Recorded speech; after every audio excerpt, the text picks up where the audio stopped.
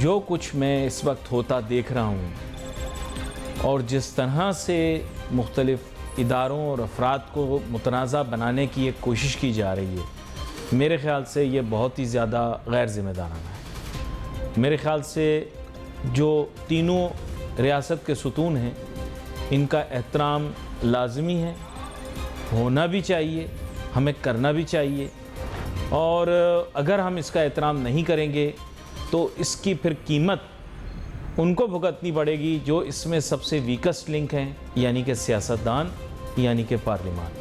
میں بڑی وضاحت کے ساتھ بتاؤں، کیونکہ ریاستی ستونوں میں سب سے جو کمزور میرے نزدیک ہے وہ پارلیمان ہے۔ اس حساب سے نہیں کہ وہ بطور ادارہ کمزور ہے، اس وجہ سے کیونکہ وہ اختیارات کے استعمال میں سب سے کمزور تصور کیا جائے گا۔ اگر اس طرح کی لڑائی لڑی گئی، میں بار بار بتا رہا ہوں، تو پھر کہیں ایسا نہ ہو کہ اس کا بھگتاوا بھی پارلیمان کو بھگتنا پڑ جائے، بالکل جیسے بلاول بھٹو زرداری صاحب نے بات کی تھی۔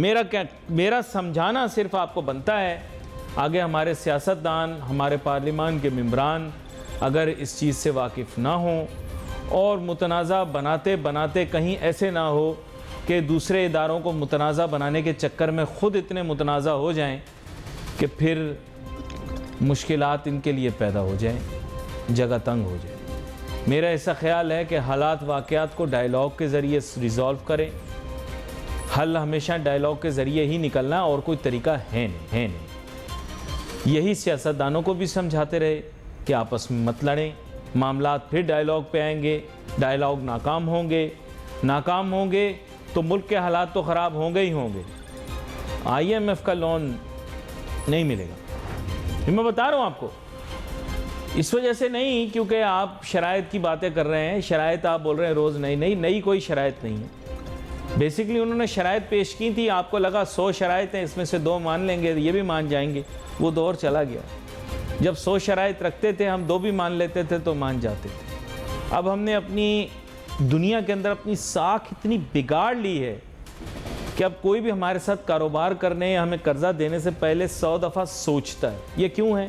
پور اکنامک ڈپلومیسی، اور پور اکنامک ڈپلومیسی خالی PMLN کا یا PDM حکومت کا قصور نہیں ہے، اس میں PTI کی بھی بہت زیادہ انوالومنٹ ہے۔ انہوں نے بھی بہت بیڑا غرق کیا انٹرنیشنل پولیٹیکل اکانومی میں پاکستان کا۔ PDM کوشش کر رہی ہے، ان سے سنبھل نہیں پائے گا کیونکہ حالات ویسے ہیں نہیں۔ سب سے بہترین اس میں جو کھیل کھیلا تھا وہ مشرف نے کھیلا تھا، اب تو دنیا میں رہے نہیں، اور جو دنیا میں نہ رہے پھر میں اس کے متعلق زیادہ بات کرتا نہیں۔ رہی مفاہمت اور مفاہمت کی بادشاہی کی، تو یہ کیسی مفاہمت کی بادشاہی ہے جس کی وجہ سے اتنا سخت وقت دیکھنا پڑ گیا زرداری صاحب کو۔ یہ خالی تعریف برائے تعریف کرنا چاہ رہے ہیں میڈیا والے، تو تعریف کر لیں کہ مفاہمت کی بادشاہت، اس مفاہمت کی بادشاہت کے نتیجے میں جس طرح کا سخت وقت دیکھنا پڑا زرداری صاحب کو، میرے خیال سے وہ کوئی بھی سیاستدان دیکھنے کے لیے آگے تیار نہیں ہوگا۔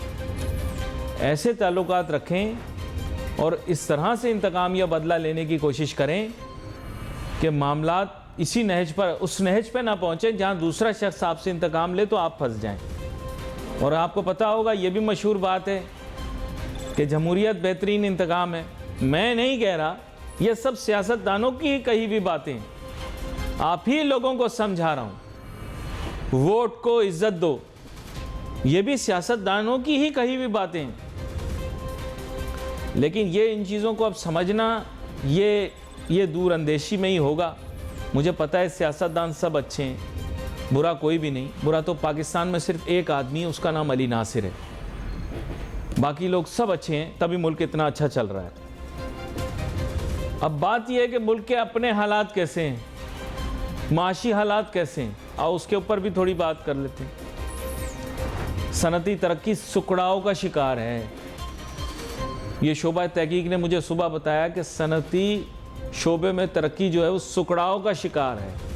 کتنا بتایا ہے؟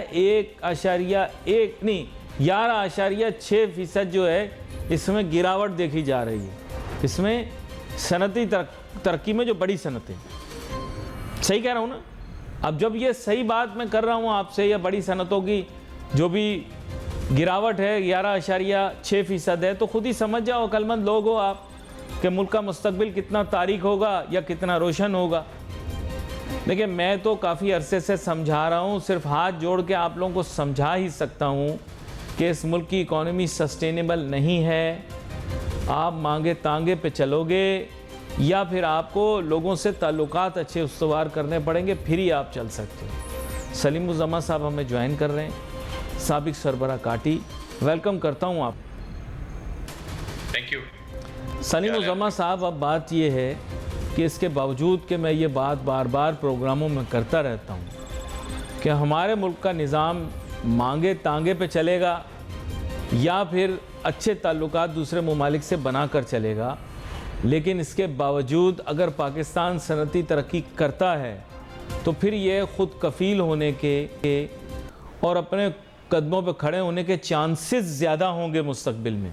वैसे मुस्तकबिल करते करते भी 12-15 साल गुजर गए, अब तो मुस्तकबिल भी पता नहीं कब आएगा। मुस्तकबिल बार बार हाल बनता चला गया। तो आप मुझे बताएं कि सनती तरक्की, ये मुझे बता रहे हैं कि सुखड़ाऊ का शिकार है, तो मुल्क तरक्की काहे से कर रही है, ये मुझे समझा दें आप। बिस्मिल्लाहिर्रहमानिर्रहीम। अली, देखें, आपने बिल्कुल सही कहा कि मुल्क मांगे तांगे पे नहीं चला करता। हमारी जो अभी तक की प्रायोरिटीज़ रही हैं वो कभी भी मुल्क की डेवलपमेंट नहीं रही। कभी भी हमारे यहाँ ये प्रायोरिटी हमारी नहीं रही कि हम अपनी इंडस्ट्री को डेवलप करें, हम अपने लोगों को डेवलप करें, हम अपनी इकोनॉमी को ग्रो करें। हम जब भी, आप ये देखिए कि हमने पैसा कमाना कहाँ सीखा है, हमने कभी पैसा कमाया है एज अ कंट्री? हम हमेशा इसके ऊपर हो जाते हैं कि फलानी कंट्री ने हमें इमदाद दे दी, फलानी बैंक से, हमें वर्ल्ड बैंक से मिल गया, हमें एडीबी से मिल गया, हमें आईएमएफ से कर्जा मिल गया। इस तरह मुल्क नहीं चला करते। अगर आपको मुल्क चलाने हैं, अगर आपको एक खुददार कौम बनना है, तो आपको अपने लोगों को डेवलप करना पड़ेगा, आपको अपनी इकोनॉमी को डेवलप करना पड़ेगा, आपको तमाम तर सियासी मामलात को बलायताक रख के आपको बलायताक रख के आपको अपनी इकोनॉमी को बलायताक रखना पड़ेगा और अपनी इकोनॉमी के ऊपर आपको फोकस करना पड़ेगा कि जी हमारा प्रायोरिटी, हमारे ऑब्जेक्टिव हमारी इकोनॉमी है। हमारी इकोनॉमी होगी तो दुनिया में हमारी कोई से हो सकती है, हमारी कोई बात मान सकता है। आज आप बात कर रहे हैं कि इकोनॉमी हमारी सुगड़ी है। आज हमारी इकोनॉमी सुगड़ नहीं रही, आज हमारी इकोनॉमी सुगड़ के बिल्कुल अब खत्म होती जा रही है। अब हमारी इकोनॉमी में अब मजीद कोई किसी किस्म की कोई गुंजाइश नहीं बची है। आप ये देखिए कि इस वक्त आपके पास जो बिजली है वो दुनिया की, इस पूरे रीजन की महंगी तरीन बिजली है। आपकी महंगी तरीन बिजली क्यों है? क्योंकि आपने आईपीपीज के साथ गलत। आवाज़ एकदम आते आते रुक गई, मेरे ख्याल राब्ता मुनक़ता हुआ, दोबारा से राब्ता जोड़ लेते हैं। तब तक कि उनकी बातों को दोहराए भी देता हूँ, बड़ी अहम बात है। उन्होंने भी यही कहा कि रियासत जो है वो बिल्कुल जो है वो मांगे तांगे पे नहीं चल सकती। मैं तो इस पर कायम हूँ, लेकिन हम अभी मौजूदा तौर पे तो मांगे तांगे पे ही चल रहे हैं और हमें लग रहा है कि ये मांग तांग के ही सिलसिला आगे और इसको तवालत मिलेगी। ये ऐसे चलेगा नहीं। देखिए, लोग जिन अदवार को पाकिस्तान में सुनहरे दौर कहते हैं, ये वही अदवार हैं जिन अदवार के अंदर हमारे ताल्लुकात वेस्ट से अच्छे रहे। मैं तो कह सकता हूँ आपसे, लेकिन अगर आप समझना नहीं चाह रहे हैं तो मैं आपको मजबूर नहीं कर सकता हूँ। और वो अपनी बात मुकम्मल कर रहे थे, बड़ी अहम गुफ्तगू कर रहे थे। मैं चाहूँगा सलीम उज़ ज़मा साहब, पहले आप अपनी बात मुकम्मल कर लीजिए जो आप मुल्क के अंदर इकोनॉमिक सिचुएशन पर कर रहे थे। जी जी अली, बस मैं आपसे यही वाली बात कर रहा था कि देखिए, जो मुल्क चलाने का तरीका होता है वो मुल्क चलाने का ही तरीका नहीं होता। इस वक्त अगर हमने अपनी इकोनॉमी को, अपनी इंडस्ट्री को प्रायोरिटी दी होती तो आज हमारे पास इस वक्त पूरे रीजन की सबसे एक्सपेंसिव इलेक्ट्रिसिटी नहीं होती। आप की इलेक्ट्रिसिटी एक्सपेंसिव इसलिए है पूरे रीजन के अंदर क्योंकि आप की जो प्रोडक्शन है बिजली की वो ज़्यादा है और दूसरी तरफ इंडस्ट्री को या घरों को जो डिमांड है वो पूरी नहीं हो पा रही। क्यों? क्योंकि आपने ट्रांसमिशन सिस्टम ही नहीं बिछाए। आपने दूसरी तरफ ये आईपीपीज के साथ एग्रीमेंट किए कि चाहे हम आपसे खरीद सकें, आपसे इवैक्यूएट पावर कर सकें या ना कर सकें, हम आपको पेमेंट करेंगे। तो नतीजा ये है कि मैं और आप और इंडस्ट्री हमारी जो पूरी है वो इस वक्त जो कैपेसिटी पेमेंट की मद के अंदर वो चार्जेस भी पे कर रही है, जो बिजली हम लोग कभी इस्तेमाल करते ही नहीं, जो कि बिजली कभी प्रोड्यूस शायद होती भी नहीं है और जो कि बिजली कभी कंज्यूमर्स को मिलती भी नहीं है। नतीजा ये है कि आज हमें पूरे रीजन की सबसे महंगी बिजली पे कहा जा रहा है कि आप कम्पीट करें उन मंडियों के साथ जो कि فری الیکٹریسٹی پرووائڈ کرتا ہے، جو کہ ڈسکاؤنٹڈ ریٹ پہ اپنی انڈسٹری کو پروموٹ کرنے کے لیے الیکٹریسٹی پرووائڈ کرتا ہے، اور نتیجہ آج ہمارے سامنے ہے کہ ہماری اکانومی جس حساب سے جس ریپڈ طریقے سے ڈکلائن ہو رہی ہے، تو جب تک آپ ایک کنڈیوسو انوائرمنٹ نہیں دیں گے تو یہاں پہ آپ باہر کے انویسٹمنٹ کو، فورن انویسٹمنٹ کو تو بھول جائیں، جو آپ کا لوکل انویسٹر ہے اس کے لیے آپ ایسے حالات خراب کریٹ کر دیں گے کہ وہ اس کو بھی جس کو موقع ملتا جائے گا وہ یہاں سے خدا نخواستہ جاتا جائے گا۔ ہم تو یہاں بیٹھے ہیں، ہم یہاں پہ بیٹھ کے کام کر رہے ہیں، اور ہماری خواہش ہے کہ ہمارا ملک ہے، ہماری انڈسٹریاں یہاں پہ، ہمارے لوگ ہیں، ہماری فیملیز ہیں، ہم یہیں پہ رہیں، یہیں پہ رہ کے کام کریں۔ لیکن اس وقت حکومت کو بھی سوچنا پڑے گا کہ سیاسی حکومت کو، اپوزیشن کو، سب لوگوں کو مل کے اس وقت اپنے تمام جو سیاسی اختلافات ہیں ان کو سائڈ پہ رکھ کے اس وقت آپ کو اپنی اکانومی کو بچانا ہوگا، ورنہ بہت خطرناک صورتحال اور بگڑ سکتی ہے۔ اچھا، کہہ سب رہے ہیں کہ ایک ٹیبل پر آنا چاہیے، لیکن آپ مشکل جانتے ہیں کہ پولرائزیشن اتنی ہو گئی کہ ایک گھر میں باپ بیٹا، میاں بیوی مختلف سیاسی جماعتوں کو سپورٹ کر رہے ہیں، وہ ایک ٹیبل پہ نہیں بیٹھ رہے، اور ہم سیاستدانوں کو کہہ رہے ہیں کہ وہ ایک ٹیبل پہ بیٹھ جائیں۔ سر، پولرائزیشن اب اس ملک کے اندر بہت زیادہ ہو چکی ہے۔ سوشل میڈیا کو واٹس ایپ کے گروپوں میں دیکھ لیا جائے تو کس قسم کی بد زبانی، بد اخلاقی اور کس طرح کی زبان استعمال کی جا رہی ہے قومی لیڈروں اور سیاسی پارٹیوں کے خلاف۔ سر، اس میں کوئی کردار صنعت کار اور تاجر رہنماؤں کو بھی تو ادا کرنا پڑے گا، وہ خود پہلا قدم لیں تاکہ سیاسی جماعتوں کو سمجھا سکیں کہ آپ کی غلطیوں کی وجہ سے کیا کیا چیزیں ہو رہی ہیں۔ کیا کہتے ہیں آپ؟ دیکھیے، اس میں ہمارے پاس، کیونکہ ہمارا تو تمام لوگوں سے ہی رابطہ رہتا ہے، اور ہم تو ظاہر ہے کہ ہم نے ہمیشہ، بلکہ ہمیں ایک زمانے میں کبھی کبھی یہ بھی کہا گیا کہ جی آپ ان سے بھی ملتے ہیں، آپ ان سے بھی ملتے ہیں۔ تو ہم نے کہا کہ دیکھیں، ملک کی بہتری کے لیے ہم تو سب سے ملتے ہیں، ہمارا تو، اور سارے ہمارے پاکستانی ہیں نا، ہم سب ایک ہی تو لوگ ہیں، ہمارے میں کوئی یہ تھوڑی ہے کہ کوئی خدا نخواستہ کوئی دشمن ملک سے آیا ہے۔ ٹھیک ہے، اختلاف رائے ہو سکتی ہے بہت سارے لوگوں سے، ذاتی طور پہ میری اختلاف رائے ہو سکتی ہے، آپ کا کوئی اختلاف رائے ہو سکتا ہے کسی کے ساتھ، لیکن ہم یہ تو نہیں کر سکتے کہ ہم کسی کو بالکل وہ کہہ دیں کہ جی یہ نہیں ہے تو بالکل کام ہی نہیں ہوگا، اور یہ ہے تو اس کی موجودگی میں کام نہیں ہوگا۔ تو یہ اگر ہم اپروچ رکھیں گے تو میرے خیال تو پھر یہ کہ ہم دعوت دے رہے ہیں کہ ایک مثال رکھتا ہوں آپ کے سامنے۔ ویسے آپ تو ذمہ دار تاجر صنعت کار رہنما ہیں، اس لیے یہ آپ کی طرف تو اشارہ نہیں ہے، لیکن کچھ تاجر صنعت کار اور کچھ تاجر صنعت کار تنظیموں نے بہت بڑی بڑی غلطیاں کی۔ ماضی میں آپ کو پتا ہوگا جب نون لیگ کی حکومت تھی تو غالباً سرکار کو خوش کرنے کے لیے عمران خان صاحب کے خلاف بیانات دے دیے، پی ٹی آئی کے خلاف بیانات دے دیے، پی ٹی آئی کے دھرنے کے خلاف بیانات دے دیے۔ ماضی کی بات کرو، اپنا امیج عمران خان کے سامنے اتنا زیادہ بگاڑ لیا کہ جب وہ حکومت میں آیا تو پھر اس نے تاجروں صنعت کاروں سے بات کرنے سے انکار کر دیا۔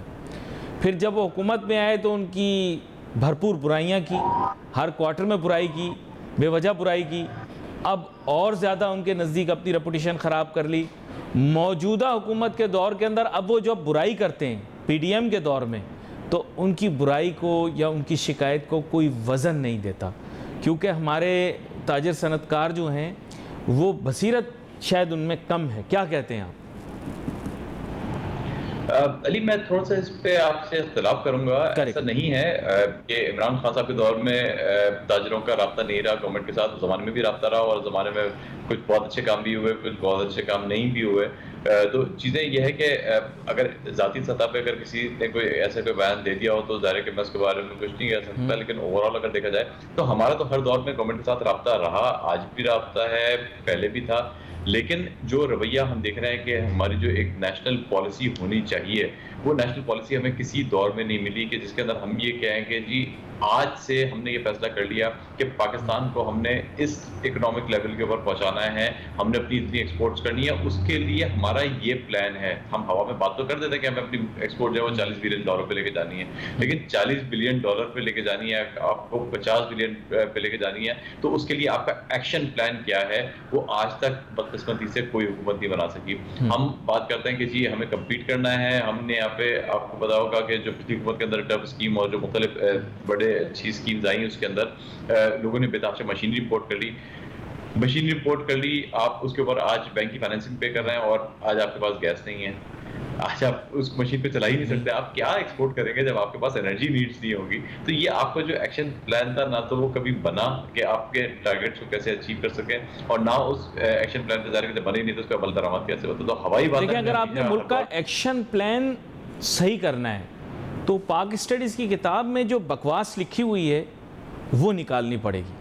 دیکھیں آپ کا جو اسکول کا نصاب ہے, تعلیمی نصاب ہے, اس میں اتنی بکواس لکھی ہوئی ہے کہ پاکستان وسائل سے مالا مال ہے, گیس کی وافر مقدار موجود ہے, وسائل کی کوئی قلت نہیں, پانی کے لیے 5 دریا ہیں, 5 دریا پورے طریقے سے بہہ رہے ہیں, زمین سیراب ہے, پاکستان ایک زرعی ملک ہے, سمندری پٹی اتنی لمبی ہے, ساری چیزیں دنیا کی وہ پاکستان میں موجود ہیں, ساری دنیا گندی ہے, ساری دنیا سازشی ہے, سب ہمارے خلاف ہیں. یہ اب اتنی گند غلاظت جو نصاب میں جمع کر رکھی ہے, اس کو جب تک لات مار کے نہیں نکالیں گے تو پاکستان میں بڑھتا نوجوان کبھی بھی ملک کی ترقی کے لیے اور کبھی بھی صنعت کار تاجر بن کے کبھی بھی ملک کو ٹھیک نہیں کر سکتا جب تک کہ اس نصاب کو نہ بدلا جائے. کیا کہتے ہیں آپ؟ دیکھیے نظام میں آپ نے بات صحیح کی کہ ہم لوگ بہت زیادہ خوش فہمیوں کا یا غلط فہمیوں کا ہم شکار ہیں. اللہ تعالیٰ نے تو یقیناً اپنی ساری بلیسنگز دی ہیں. اللہ تعالیٰ نے ہمیں دریا بھی دیے, اللہ تعالیٰ نے ہمیں ہر موسم بھی دیے, اللہ تعالیٰ نے ہمیں ہمارے ملک کے اندر بے تحاشا جو وسائل تھے وہ بھی دیے. لیکن ہم نے کیا کیا؟ اصل چیز یہ ہے کہ اب ہمیں نصاب میں یہ چیز جو ایڈ کرنے کی ضرورت ہے وہ یہ بھی ہے کہ ہم نے اللہ تعالیٰ کے دیے ہوئے وسائل کو کس بے دردی کے ساتھ ضائع کیا.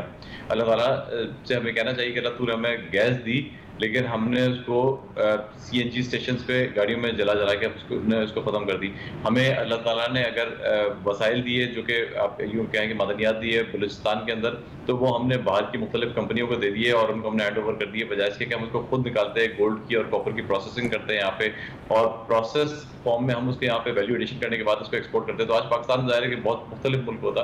تو ہمیں نصاب میں اب یقیناً یہ چیز بھی ایڈ کرنی چاہیے کہ اللہ تعالیٰ نے جو ہمیں بلیسنگز دی, اللہ تعالیٰ نے ہمیں بے تحاشا دریا دیے, ہم آج تک پانی کی مینجمنٹ ہی نہیں کر سکے.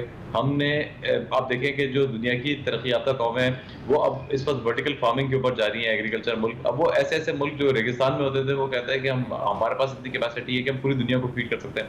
انہوں نے سینسرز لگا دیے کہ پانی کو اگر ایک قطرہ چاہیے تو اس پودے کو پانی کا ایک قطرہ ملتا ہے. ہمارے یہاں جب کبھی فصل ہوتی ہے تو آپ دیکھیے اٹھا کے کہ پانی بے تحاشا کھڑا ہوتا ہے, ہم نے بور ہولز کر کے وسائل جو ہیں ان کو بھی مینیج صحیح سے نہیں کر پا رہے.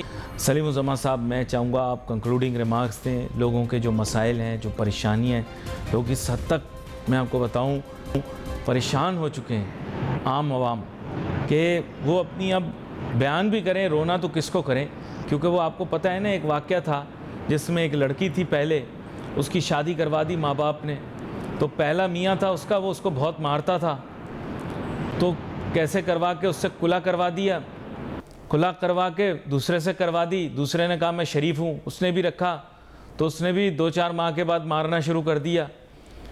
تو 5 سال بیچاری اس کے ساتھ بھی رہ لی میں مار کھا کے. پھر اس نے بھی جو ہے وہ پھر ماں باپ نے کہا کلا کروا دو نہیں تو یہ تو جان سے مار دے گا. پھر تیسرے کو دے دیا, تیسرے کو دیا, تیسرا بھی شریف لگ رہا تھا, دیکھنے میں تو شریف تھا, اس کو دے دیا بیٹی کو. تو پھر اس نے بھی چند ماہ کے بعد اس نے بھی مارنا شروع کر دیا. تو سلیم الزماں صاحب یہ کیا کیفیت آئی, پاکستانی عوام بیچاری بڑی پریشان ہے. کہ اردو کی ایک اور کہاوت بھی ہے لیکن وہ میں نہیں بولوں گا, لیکن اب یہ جو کھجور میں اٹک گئے ہیں تو اب کیا کریں گے, بتائیے آپ سلیم الزماں صاحب.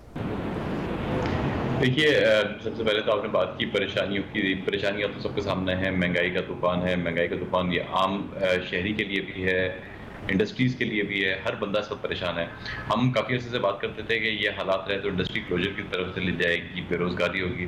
آج ہم نے دیکھ لیا کہ آج آپ کی ایکچولی انڈسٹری کلوز ہو رہی ہے, شٹ ڈاؤن ہو رہی ہے, اور غریب آدمی جو ہے اس کو بے روزگار ہو رہا ہے, اور اس کی وجہ سے آپ کے کرائم ریٹ کے اندر بھی ملک کا اضافہ ہو رہا ہے. اس کی وجہ سے آپ کی جو مہنگائی ہے, اس کی وجہ سے جو آپ کے باقی اکنامک انڈیکیٹرز ہیں وہ بھی سارے کس ڈکلائن کے اوپر جا رہے ہیں, وہ ہمارے سامنے ہی ہیں.